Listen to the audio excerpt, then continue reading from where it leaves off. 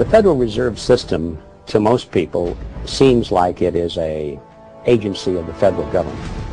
That's what I thought it was when I first started to research this topic. But it turns out that it's nothing of the kind. The Federal Reserve is a hybrid organization. It's a partnership between the federal government and the private banks.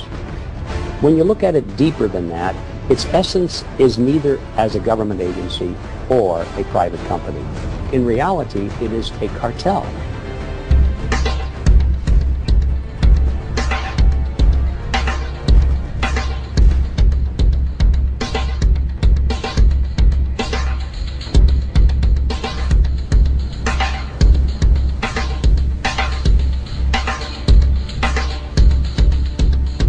In 1775, the American Revolutionary War began as the American colonies sought to detach from England and its oppressive monarchy.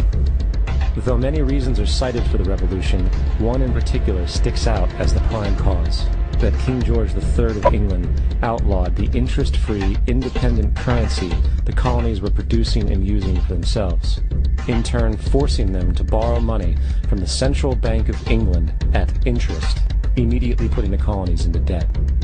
And, as Benjamin Franklin later wrote, the refusal of King George III to allow the colonies to operate an honest money system which freed the ordinary man from the clutches of the money manipulators was probably the prime cause of the revolution. In 1783, America won its independence from England. However, its battle against the central bank concept and the corrupt, greed-filled men associated with it had just begun. So what is a central bank?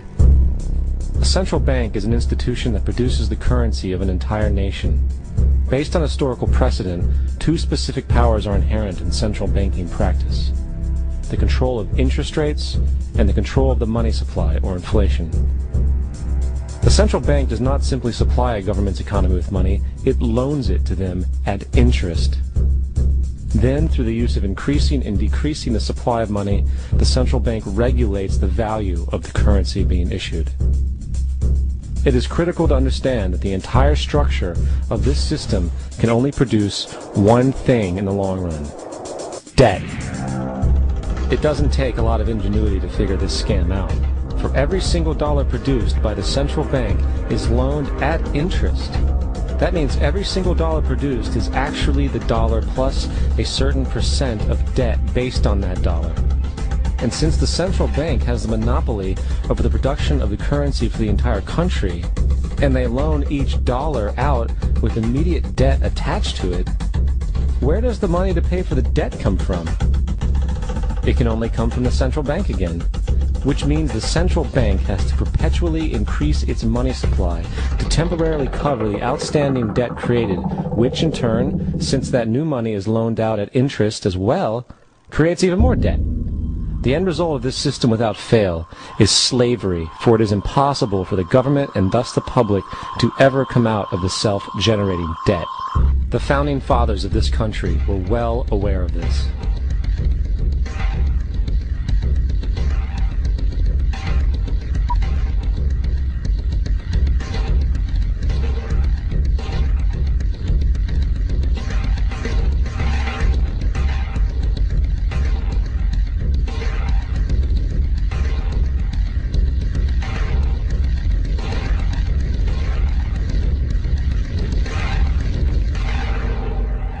By the early 20th century, the U.S. had already implemented and removed a few central banking systems, which were swindled into place by ruthless banking interests. At this time, the dominant families in the banking and business world were the Rockefellers, the Morgans, the Warburgs, the Rothschilds.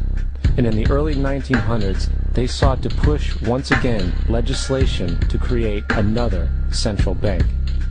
However, they knew the government and public were very weary of such an institution, so they needed to create an incident to affect public opinion. So, J.P. Morgan, publicly considered a financial luminary at the time, exploited his mass influence by publishing rumors that a prominent bank in New York was insolvent or bankrupt.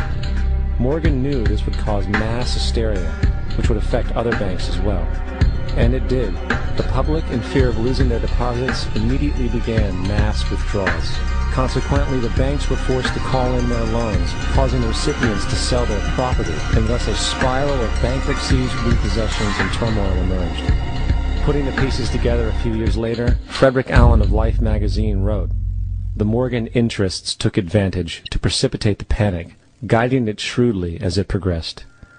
Unaware of the fraud, the Panic of 1907 led to a congressional investigation headed by Senator Nelson Aldrich, who had intimate ties to the banking cartels and later became part of the Rockefeller family through marriage. The commission, led by Aldrich, recommended a central bank should be implemented so a panic like 1907 could never happen again. This was the spark the international bankers needed to initiate their plan. In 1910, a secret meeting was held at a J.P. Morgan estate on Jekyll Island off the coast of Georgia. It was there that the central banking bill called the Federal Reserve Act was written. This legislation was written by bankers, not lawmakers. This meeting was so secretive, so concealed from government and public knowledge, that the 10 or so figures who attended were told they could only use their first names in addressing each other. After this bill was constructed, it was then handed over to their political frontman, Senator Nelson Aldrich, to push through Congress. And in 1913, with heavy political sponsorship by the bankers, Woodrow Wilson became president, having already agreed to sign the Federal Reserve Act in exchange for campaign support. And 2 days before Christmas, when most of Congress was at home with their families, the Federal Reserve Act was voted in, and Wilson in turn made it law. Years later, Woodrow Wilson wrote, in regret,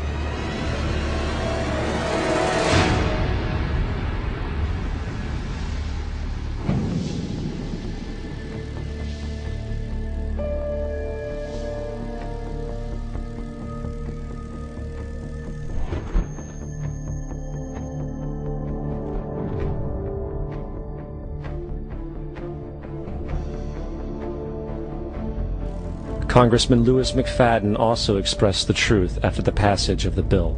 A world banking system was being set up here, a superstate controlled by international bankers, acting together to enslave the world for their own pleasure. The Fed has usurped the government.